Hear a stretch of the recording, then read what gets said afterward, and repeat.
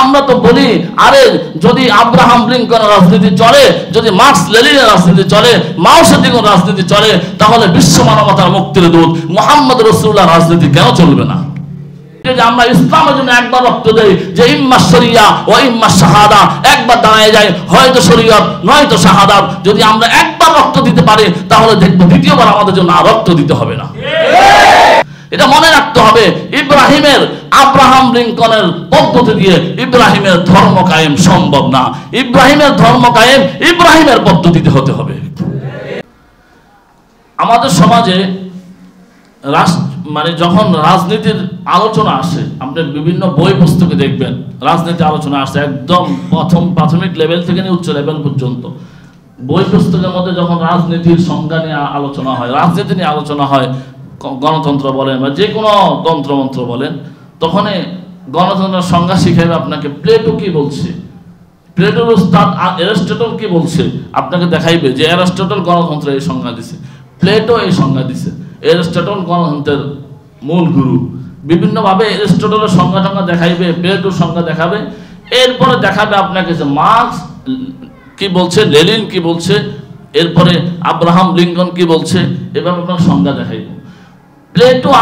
Plato আর হচ্ছে Aristotle, এরা হচ্ছে খ্রিস্টপূর্ব আমলের, মানে আল্লাহ রাসূলের জন্মেরও আগে এই আমলের লোক, তাদের সংজ্ঞা দেখায়। এরপরে আর 1000-1000 বছর পরে আপনার মার্কস, এরপরে লেনিন, এরপরে কার্ল মার্কস, লেনিন, এরপরে আব্রাহাম লিঙ্কন, তাদের সংজ্ঞা দেখাবে তারা কি বলছে রাজনীতি সম্পর্কে। মাঝখানে যে 1000 বছর চলে গেছে, এই 1000 বছর এটাকে তারা হাইড করে চলে যায়, এটাকে স্কিপ করে তারা অ্যারিস্টটলের কথা বলবে, প্লেটোর কথা বলবে। মাঝখানে 1000 বছরকে স্কিপ করে চলে আসবে আবার মার্কস কাছে, লেনিনের কাছে, আব্রাহাম লিঙ্কনের কাছে। তো এই মাঝখানে যে 1000 বছর আছে এই আলোচনায় তারা আনে না। কেমন যেন মাঝখানে 1000 বছর সব মানুষ মারা গেছিল, দুনিয়াতে কোনো মানুষ ছিল না। 1000 বছর পরে আবার মার্কস, লেনিন, আব্রাহাম লিঙ্কন আসছে। এই জন্য তাদের কথা, তাদের সংজ্ঞা সবকিছু নিয়ে আসছে তারা রাজনীতি সম্পর্কে কি বলছে। এটার কারণ হয়ে গেছে এখানে এমন একটা যুগ, এমন 1000 শতাব্দী এমন গেছে যেখানে শাসকরা মানুষের ঘরে ঘরে দুয়ারে দুয়ারে গিয়ে বলতো যে মা তোমার কি লাগবে, আমি শাসক এসেছি, বাবা তোমার কি প্রয়োজন, আমি শাসক এসেছি।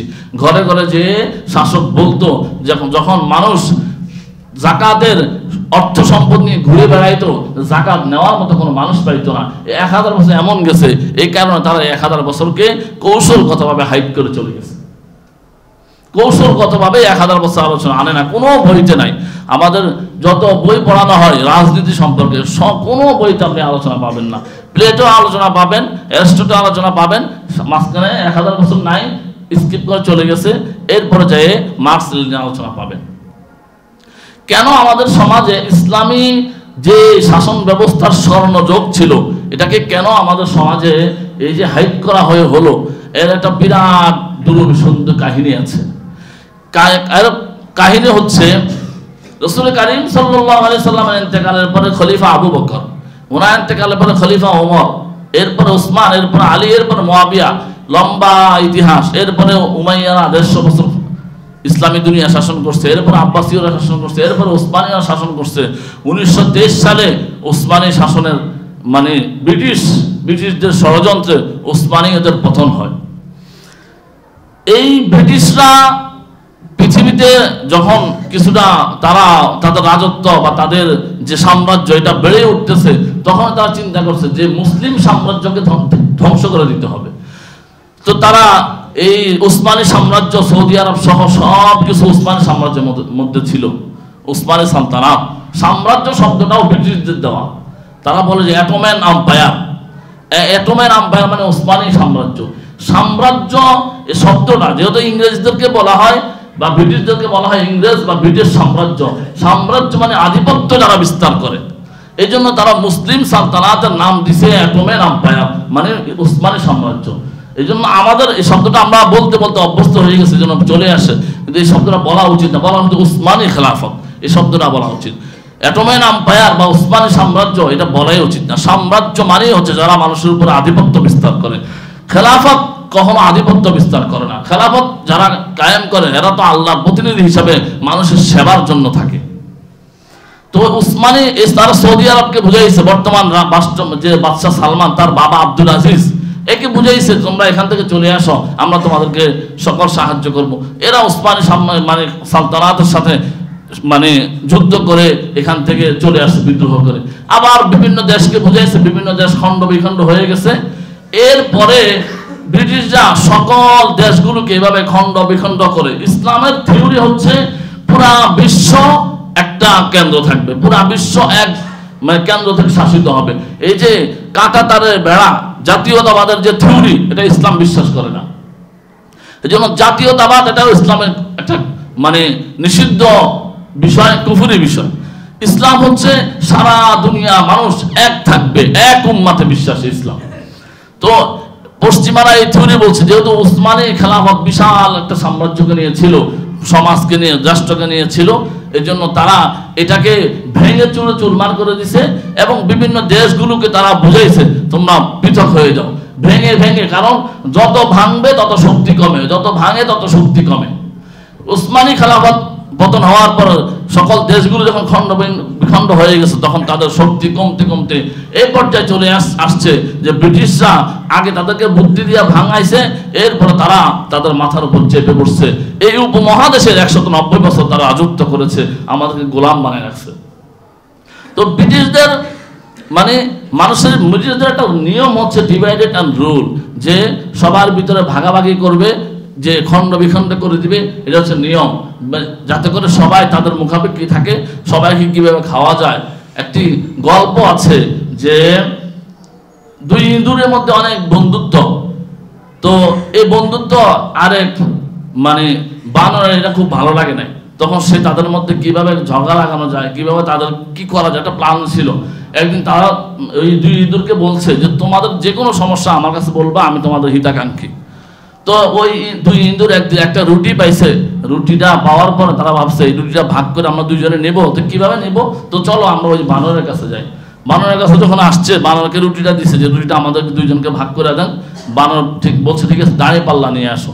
দাঁড়িয়ে পাল্লা নিয়ে আসছে, বানর রুটিটাকে ইচ্ছাকৃতভাবে একটু বেশ কম করে ছিঁড়ছে, ছিঁড়ার পরে 2 পাল্লা দিছে। তো যেটার মধ্যে বেশি পাল্লাটা নিচে হয়ে গেছে, যেটার মধ্যে কম পাল্লাটা উপর হয়ে গেছে। এখন বানর কি করছে, যেটার মধ্যে বেশি ওইখান থেকে অনেক দূর খেয়ে ফেলছে, ইচ্ছাকৃতভাবে বেশি খাইছে যাতে করে সমান না হয়। আবার দেওয়ার পরে দেখা যাচ্ছে এটা উপরে হয়ে গেছে, ওটা নিচে হয়ে গেছে, তখন আবার এখান থেকে একটু খেয়ে ফেলছে। এভাবে করতে করতে করতে করতে মানে পুরা এখন দুই ইঁদুর তো তারা সালিশ মানছে, আমাদের কিছু কইতেও পারে না, কি আমাদের রুটি তো শেষ হয়ে যাচ্ছে, কিছু কইতেও পারে না। শেষ পর্যন্ত মানে পুরা রুটি খাওয়া হয়ে গেছে। তখন ইঁদুর বললো যে আপনারা কি করলেন, আসলে ভাগে মিলে নাই, চেষ্টা হয়েছে এই জন্য। তো আমাদের পশ্চিমাদের বা ব্রিটিশদের চিন্তা ভাবনা এমন যে ভাগ করতে করতে করতে করতে সারা দুনিয়াকে শেষ করে তারা হজম করে ফেলবে, এরপর বলবে যে ভাগে মিলে নাই। এ হচ্ছে ব্রিটিশদের চিন্তা ভাবনা। তো ব্রিটিশরা এইভাবে করে করে পৃথিবীকে টুকরা টুকরা করে দিছে।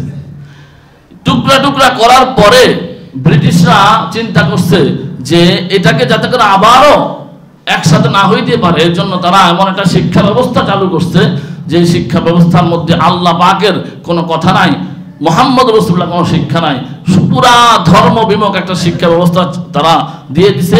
এই শিক্ষা ব্যবস্থা উপমহাদেশে চলছে, পুরা পৃথিবীব্যাপী চলছে। এই শিক্ষা ব্যবস্থা শিক্ষিত হলে কারো ভিতরে দ্বীনি আত্মমর্যাদা বোধ বলতে কিছু থাকবে না, কিচ্ছু থাকবে না। মানুষের ভিতরে দ্বীনি আত্মমর্যাদা বোধ বলতে কিচ্ছু নাই, দিন ধর্ম বলতে কিচ্ছু নাই, কিছুই থাকবে না।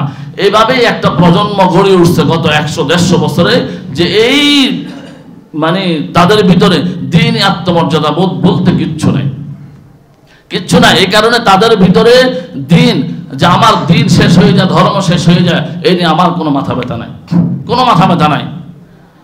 ফিলিস্তিনের মধ্যে হাজারো নারী শিশু বৃদ্ধকে মেরে শেষ করে দেওয়া হচ্ছে, এই নিয়ে মুসলিম যুবকদের, মুসলিম শাসকদের, মুসলিম উম্মার কোনো মাথা ব্যথা নাই, কারণ তারা ওই ব্রিটিশ প্রণীত শিক্ষা ব্যবস্থা শিক্ষিত হয়ে তাদের ঈমান আমলের যে অনুভূতিটা শেষ হয়ে গেছে।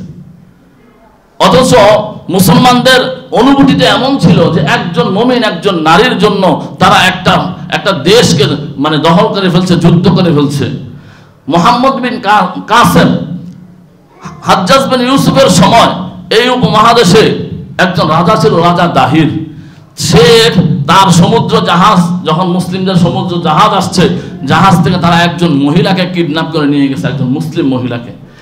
এই মুসলিম মহিলাকে কিডন্যাপ করে নিয়ে যাওয়ার কারণে নিয়ে গেছে, এই সংবাদ হাজ্জাজ বিন ইউসুফের কাছে গেছে। হাজ্জাজ বিন ইউসুফ তার ভাতিজা এবং মেয়ের জামাই মোহাম্মদ বিন কাসেমকে কয়েকজন লোক নিয়ে পাঠাইছে এই ভারত উপমহাদেশে মানে হামলা করার জন্য, ওই একজন মুসলিম মহিলার জন্য। মোহাম্মদ বিন কাসেম এসে রাজা দাহির উপর হামলা করে তার সাম্রাজ্যের পতন করে পুরা ভারত দখল করে নিছেন একজন মুসলিম মহিলার জন্য। এক মুসলিম মহিলার জন্য সেন্ট্রাল গভর্নমেন্টের বাদশাহ মোহাম্মদ বিন হাজ্জাজ বিন ইউসুফ তার সৈন্য পাঠিয়ে দিয়েছে, পুরা দেশ দখল করে ফেলছে একজন মুসলিম মহিলার জন্য। স্পেনে কিভাবে দিন গেছে ঘটনা আপনার ইতিহাসে পাতায় দেখবেন। একজন মুসলিম মহিলাকে কেন্দ্র করে স্পেনে সর্বপ্রথম মুসলমানরা আক্রমণ করে একজন মুসলিম মহিলাকে।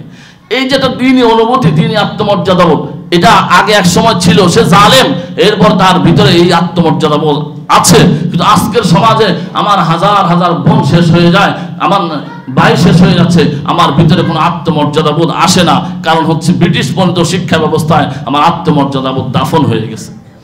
এই জন্য পাকিস্তানের আফিয়া সিদ্দিকী আমাদের বোন, নির্যাতিত মুসলিম বোন, আমেরিকার কারাগারের মধ্যে আছে। তার বোন যখন ছাড়া পাইছে, তার বোন এসে বলছে যে আমার বোনকে বলা হয়েছে যে তুমি কোরআনের উপর পা দিয়ে এরপরে যদি তুমি যাইতে পারো তাহলে তোমাকে ছেড়ে দেওয়া হবে।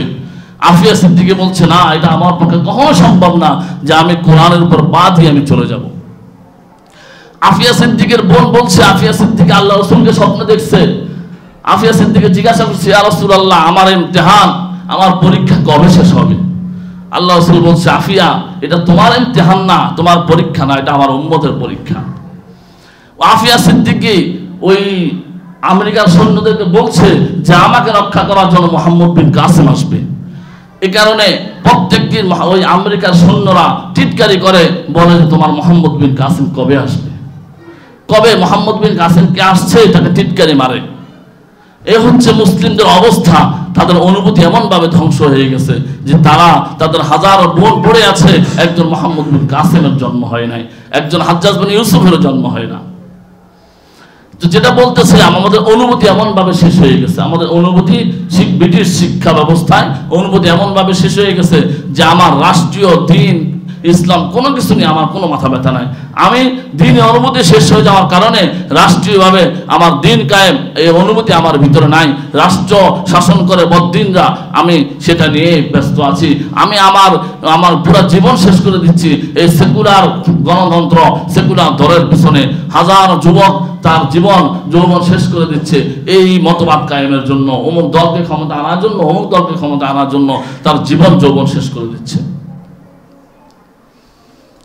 যেটা বলতেছিলাম যে প্লেটো, অ্যারিস্টটল আর মাঝখানে 1000 বছর তারা এড়িয়ে গেছে। কারণ মুসলিম যুবকদেরকে যদি তারা এই সংবাদ শোনায় তাহলে তো মুসলিম যুবক এই গণতন্ত্রের পেছনে ছুটবে না।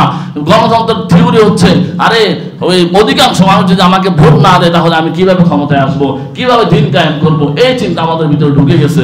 তো তারা 1000 বছরকে হাইড করে ফেলছে এই কারণে যে 1000 বছরের ইতিহাস যদি মুসলিম যুবকদেরকে শোনানো হয় তাহলে তারা ওই গণতন্ত্রের পিছনে ছুটবে না, অধিকাংশ মানুষ আমাকে ভোট দিল কিনা এটার পিছনে থাকবে না। তারা তো ছুটবে, বদরের ইতিহাস পড়বে। বদরের যুদ্ধে 8টা অস্ত্র ছিল মুসলমানদের কাছে। এই 8টা অস্ত্র নিয়ে তারা হাজার সৈন্যের বিরুদ্ধে মোকাবেলার জন্য দাঁড়িয়ে গেছে। এই ইতিহাস যদি মুসলিম যুবক শুনে, জানে, পড়ে, তাহলে তারা গণতন্ত্রের পিছনে ছুটবে না। অধিকাংশ মানুষ আমাকে ভোট দিল কিনা, আমাকে সাপোর্ট করলো কিনা এর পিছনে ছুটবে না। এরা তো অল্প সংখ্যক অস্ত্র নিয়েই হাজার সংখ্যক, লাখ সংখ্যক যুদ্ধে সৈনিকের বিরুদ্ধে যুদ্ধে লেগে যাবে। এই কারণে তারা এই জিনিসগুলিকে হাইড করে চলে গেছে। এরকম হযরত সাদ ইবনে আবি ওয়াক্কাসের ঘটনা আল বিদায়া ওয়ান নিহায়াতে আসছে, আপনারা দেখে নেবেন। সাদ ইবনে আবি ওয়াক্কাস দাজলা নদীর তীরে, তিনি আমির, যুদ্ধের আমির। দাজলা নদীর তীরে গিয়ে সাহাবায়ে কেরামকে বলছেন, হে নবীর সাহাবীরা, তোমরা কি চাও আল্লাহ নবীর দিন এই নদীর এই পাশ পর্যন্তই থাকুক, ওই পাশে আল্লাহ নবীর দিন না পৌঁছক? সাহাবায়ে কেরাম বলছে না, আমরা চাই না, আমরা চাই নবীর দিন ওই নদীর ওই পারেও যাক। তখন সাদ ইবনে আবি ওয়াক্কাস বলছে, তোমরা ঘোড়া চালাও, নাস্তাঈনু বিল্লাহ ওয়া নাতাওয়াক্কালু আলাইহি হাসবুনাল্লাহু ওয়া নি'মাল ওয়াকিল। এটা বলে তারা বলছে তোমরা ঘোড়া চালাও। সকল সৈন্যরা ঘোড়া চালিয়ে দজলা পার হয়ে গেছে, এক ফোঁটা পানি এই ঘোড়ার খুর স্পর্শ করে নাই। এই ঘটনা যদি মুসলিম যুবক শুনে, তাহলে তিনি গণতন্ত্রের পেছনে দৌড়াবে কেন? ওই মুসলিম যুবক কেন গণতন্ত্রের পেছনে দৌড়াবে? এই কারণে 1000 বছরের ইতিহাস হাইড করে চলে গেছে, স্কিপ করে চলে গেছে। আমাদের সমাজে আমরা যে রাষ্ট্র ব্যবস্থা কায়েম করেছি, যে রাষ্ট্র ব্যবস্থা চালু আছে, এই রাষ্ট্র ব্যবস্থায় রাষ্ট্রের যারা কর্ণধার তারা শুধু শোষণ করে, মানুষকে চুষে খেয়ে ফেলে। আমরা দেখেছি গত 16 বছরে 11 লাখ কোটি টাকা পাচার হয়েছে, 11,000 কোটি টাকা, 11 লাখ কোটি টাকা পাচার হয়েছে, যেটা বলতে সহজ, ক্যালকুলেটরে হিসাব করলে হিসাব আসবে না, আমার পক্ষে সম্ভব না, বা ক্যালকুলেটর আপনি টিপে দেখেন আসবে না এই হিসাব। 11 লাখ কোটি টাকা বলা সহজ, এটা পাচার হয়ে গেছে। আমাদের ঢাকা দক্ষিণের মেয়র কিছুদিন আগে যা পলাই গেছে, সে 51 মাস ক্ষমতায় ছিল। 51 মাসে তার দুপুর বেলায় বাসা থেকে খাবার আনার জন্য একটা গাড়ি ছিল নির্ধারিত, ওই গাড়ির 51 মাসে তেল খরচ হয়েছে 28 লক্ষ টাকা। শুধুমাত্র ওই মেয়রের খাবার আনার জন্যই একটা গাড়ি বরাদ্দ, ওই গাড়ির পেছনে 28 লক্ষ টাকা খরচ হয়েছে গত 51 মাসে। এ হচ্ছে আমাদের শাসন ব্যবস্থা, আর আমাদের রাজাদের অবস্থা, যারা শাসন করে তাদের অবস্থা। আর আমরা যদি দেখি ওই যে 1000 বছর, যে 1000 বছরকে হাইড করে চলে গেছে, ওই 1000 বছরের ইতিহাস যদি আমরা দেখি যে কি শাসন ব্যবস্থা ছিল, কি শাসক ছিল। বদরের যুদ্ধে আল্লাহ রাসূল সাহাবায়ে কেরামকে নিয়ে যাচ্ছেন, প্রত্যেক একটা সওয়ারির বিপরীতে 3 জন মানুষ ছিল, যে একটা সওয়ারির উপরে 3 জন মানুষ করে যেতে পারবে। তো আল্লাহ রাসূলও সওয়ারি শেয়ার করে চলতেছেন। আল্লাহ রাসূল যে সওয়ারিতে উঠছেন, ওই সওয়ারিতে আলী ছিল, আবু লুবাবা ছিল, আল্লাহ রাসূল ছিলেন, এই 3 জন ছিলেন। এই 3 জন নিয়ে যাচ্ছে, কখনো আবু লুবাবা ওঠে রশি ধরে টানতেছে, আলী আল্লাহ রাসূল উপরে, আবার কখনো আলী টানতেছে, আবু লুবাবা আল্লাহ রাসূল উপরে বসে আছে। এইভাবে টানার পরে যখন আল্লাহ রাসূলের পালা আসলো, আল্লাহ রাসূল যখন ওঠ থেকে নেমে আবু লুবাবা আলীকে ওঠের উপর উঠে টানা শুরু করলেন, আবু লুবাবা আলী নেমে গেলেন। ইয়া রাসূলুল্লাহ, এটা কখন হইতে পারে না, আপনি আমিরুল মুসলিমিন, আপনি ইমামুল মুরসালিন, আপনি ওঠে রশি টানবেন, আমরা ওঠের উপরে বসে থাকবো, এটা হইতে পারে না। আপনি ওঠের উপরে উঠেন, আমরা টানবো, আপনার জন্য আমরা জীবন কুরবান করতে প্রস্তুত। তখন আল্লাহ রাসূল বলেছিলেন, হে আবু লুবাবা আলী, তোমাদের কি সওয়াবের প্রয়োজন আছে, আমার কি সওয়াবের প্রয়োজন নাই? এ হচ্ছে ইমামুল মুরসালিন, যিনি পুরা মুসলিম জাহানের যখন লিডার, তার বক্তব্য এটা। হযরত ওমর ইবনে খাত্তাব রাদিয়াল্লাহু আনহু যখন ফিলিস্তিন বিজয় করেন, তখন তিনি তার গোলামকে, আর তিনি সওয়ারে ভাগ করে চলছিলেন, তিনি কখনো ওটের উপরে থাকেন, তার গোলাম সওয়ারের রশি ধরে টানে, আবার কখনো তিনি সওয়ারের রশি ধরে টানেন গোলাম উপরে। যখন তিনি ফিলিস্তিন ঢুকতেছেন, তখন অবস্থাটা এমন ছিল যে গোলাম উপরে বসে আছে, ওমর টানতেছে। সকল মানুষ মনে করছে ওই গোলাম যে ওটের উপর বসে আছে সেই মনে ওমর, সবাই তার কাছে এসে মুসাফা করতেছে। তখন ওই গোলাম বলছে, আর আমি তো ওমর না, ওমর তো তিনি, যিনি যার হাতে ওটের রশি। এই হচ্ছে মুসলিম অর্ধ জাহানের খলিফা, যিনি গোলামকে ওটের উপর বসিয়ে রশি টানতেছেন। আমাদের এখন চিন্তা করতে হবে, আমরা কি এই শাসক চাই, না এই শাসক চাই যে শাসক 11 লাখ কোটি টাকা মেরে দেয় জনগণের, যে শাসকের খাবার আনতে 28 লক্ষ টাকা খরচ হয়? আমরা কোন শাসক চাই? আমাদের এটা চিন্তা করতে হবে, আমাদের চিন্তা করতে হবে আমাদের কোন শাসক চাই। হযরত ওমর ইবনে খাত্তাব রাদিয়াল্লাহু আনহুর জামানায় ঘটনাটা এমন গেছে যে বাইতুল মাল থেকে রেশন দেওয়া হয়েছে, সকল মানুষকে 1 টুকরা কাপড় দেওয়া হয়েছে। তো 1 টুকরা কাপড় হযরত ওমর ইবনে খাত্তাব নিজেও পাইছেন। শুক্রবারে খুতবা দেওয়ার জন্য ওমর ইবনে খাত্তাব দাঁড়াইছেন, এক বৃদ্ধ বাবা দাঁড়াই গেছেন, বলছে আমিরুল মুমিনিন, আপনার খুতবা শুনবো না, আপনি খুতবা স্টপ করেন। বলছে কেন? বলছে আপনি যে কাপড় দিয়েছিলেন আমাদেরকে, এই কাপড় দিয়ে আমরা বহু চেষ্টা করেছি, আমাদের কারো কাপড় হয় না, কিন্তু আপনার কাপড় কিভাবে হলো, আপনি কিভাবে এই কাপড় দিয়ে কাপড় বানাইলেন, তাহলে আপনি কাপড় বেশি নিছেন।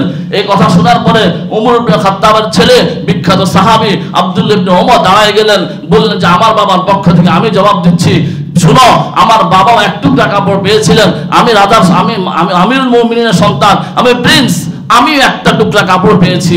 ঘরে গিয়ে দেখি না আমার কাপড় হয় না আমার বাবার কাপড় হয়, তখন আমি আমার কাপড়টাকে আমার বাবাকে হারিয়ে দিয়েছি, দুইটা কাপড় মিলে আমার বাবা কাপড় বানাইছে। এই হচ্ছে ঘটনা। আমার বাবা দুর্নীতিবাজ না, আমার বাবা তোমাদের সম্পদ মেরে খান নাই। এরপর ওই বৃদ্ধ বলতেছে ঠিক আছে এবার আপনি খুতবা পড়েন।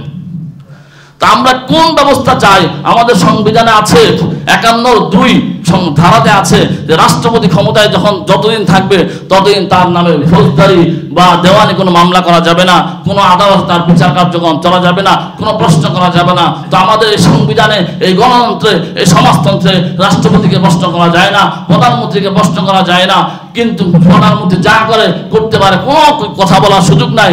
এখন আমরা কি এই সমাজ ব্যবস্থা চাই যে সমাজ ব্যবস্থা রাষ্ট্রপতিকে কথা বলা যায় না, তাকে বিরুদ্ধে কোনো কথা বলা, বিচার করা যায় না, কোনো প্রশ্ন করা যায় না? নাকি এই সমাজ ব্যবস্থা চাই যে একজন গ্রাম্য বেদুইন আমির উর্দুজাহানের খলিফাকে প্রশ্ন করে যে আপনার কাপড় কোত্থেকে আসলো? আমরা কোন সমাজ ব্যবস্থা চাই, কোন রাষ্ট্র ব্যবস্থা চাই? আমাদেরকে সিদ্ধান্ত নিতে হবে।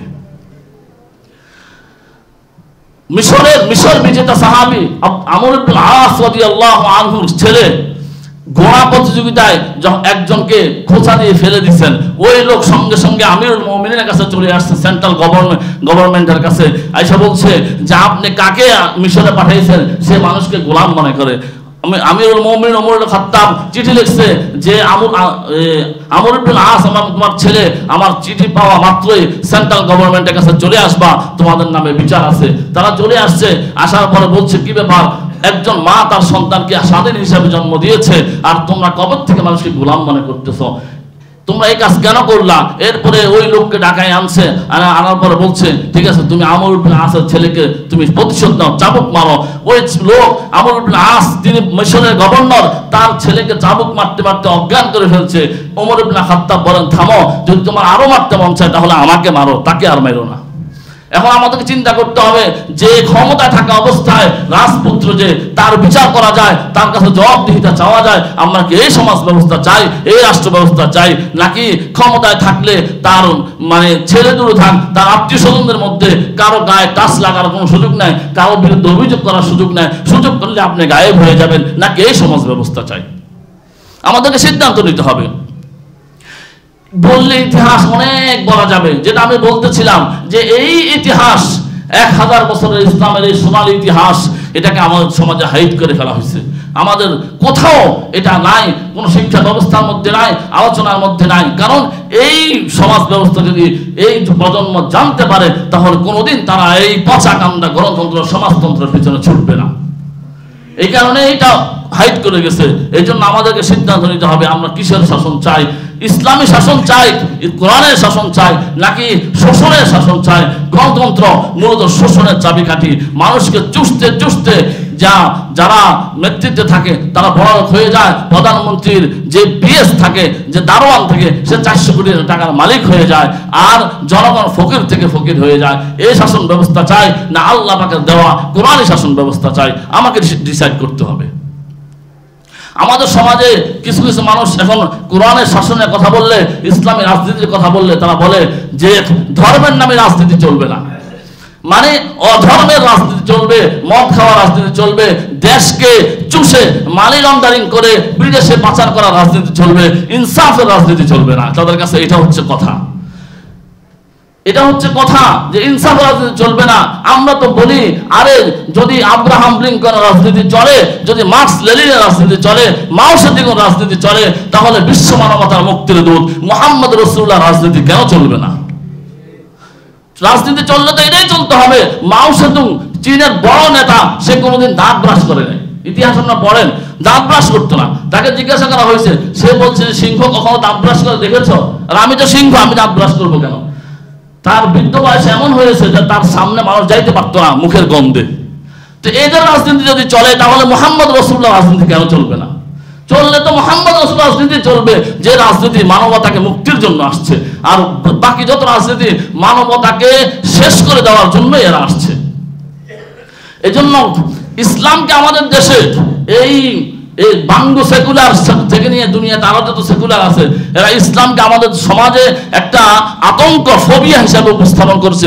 ইসলামের কথা বললেই এই মানে তা কেমন যে মধ্যযুগীয় বর্বরতা বলে, ইসলামী শাসন ব্যবস্থা অনেক কঠিন, যে চুরি করলে হাত কেটে দিতে হবে, জেনা করলে তাকে রজম করে হত্যা করে দিতে হবে, ডাকাতি করলে করতে হবে, এরপরে চুরি করলে দুর্নীতি করলে এই শাস্তির কথা শুনে তারা খুব আতঙ্ক হয়ে যায়, না না এটা করা যাবে না। আরে চোরের মানে পুলিশ, ইসলামী শাসন ব্যবস্থা ইসলামী আইন ব্যবস্থা থেকে ভয় করবে তো চোর, ইসলামী শাসন ব্যবস্থাকে ভয় করবে ডাকাত, ইসলামী শাসন ব্যবস্থাকে ভয় করবে জিনাখোর, দুর্নীতিবাজ।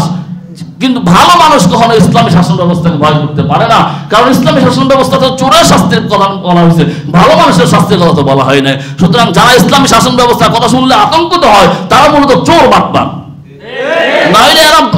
নইলে এরা ইসলামী শাসন ব্যবস্থা নিয়ে আতঙ্কিত হতো না।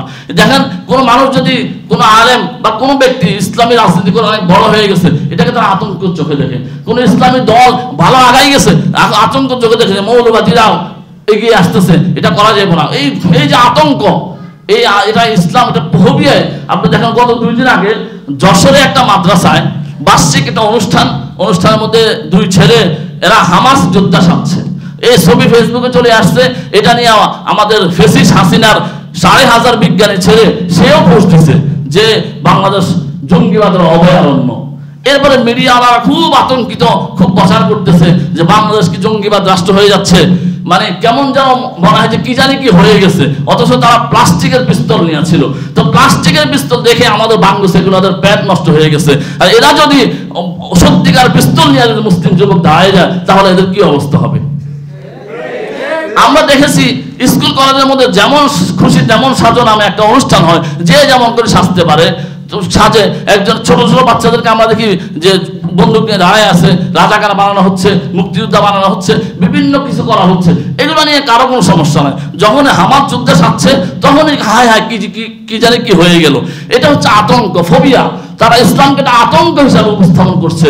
ইসলাম মূলত আতঙ্ক না, আতঙ্ক তো চোরের জন্য, জেনাকারের জন্য, যারা মানি লন্ডারিং করে দেশকে পঙ্গু করে দেয় তাদের জন্য ইসলাম আতঙ্ক। যারা ভালো মানুষ, যারা শান্তি চায় তাদের জন্য ইসলাম শুধুই শান্তির বাণী শোনায়।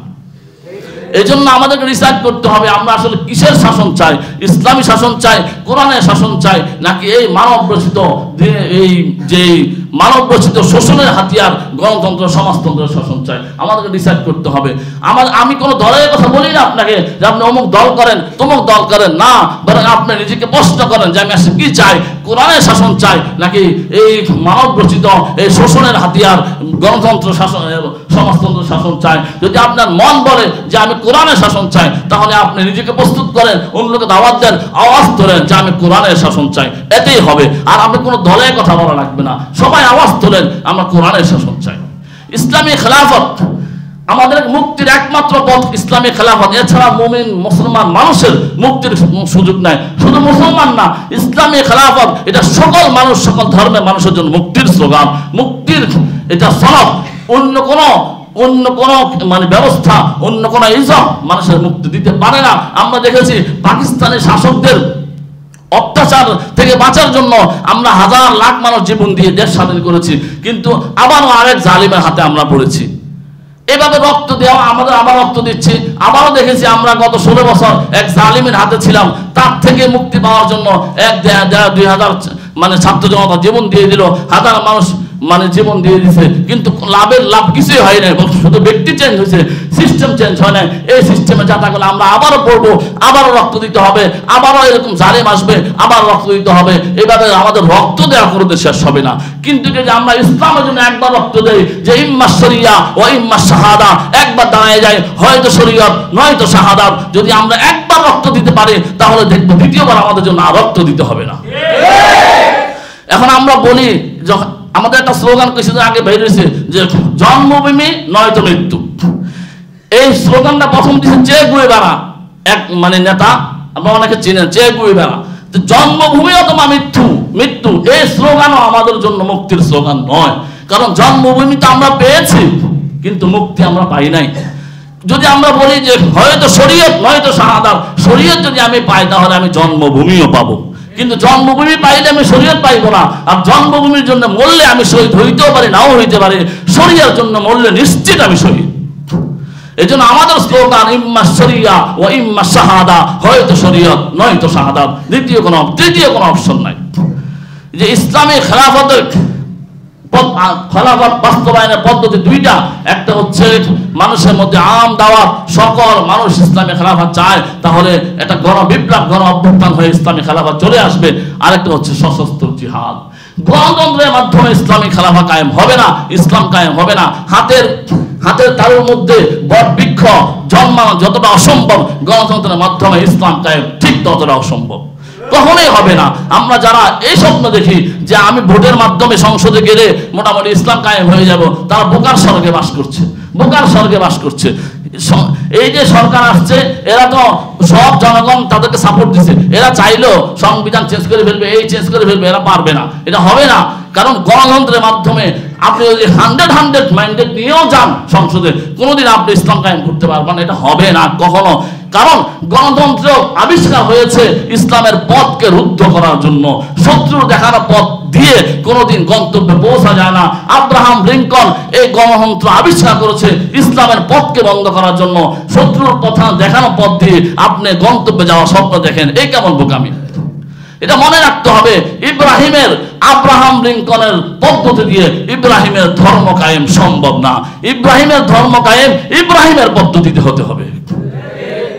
এটা বোকার স্বর্গ যে আব্রাহাম লিঙ্কন সে তো এই গণতন্ত্র আবিষ্কার করেছে ইব্রাহিমের ধর্মকে মাটি দেওয়ার জন্য। আপনি এখন আব্রাহাম লিঙ্কনের থিওরি দিয়ে ইব্রাহিমের ধর্ম কায়েম করার মানে স্বপ্ন দেখছেন, এই কেমন স্বপ্ন!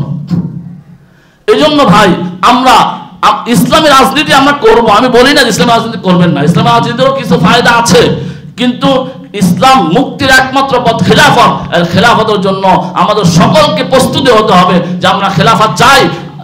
খারাপ দুই পদ্ধতি দুইটা, দাওয়াত ব্যাপকভাবে, গণ অভ্যুত্থান নয়তো জিহাদ। আমরা চেষ্টা করব, দোয়া করব আর নিজেকে প্রস্তুত করব যে আমরা কোরআনের শাসন চাই।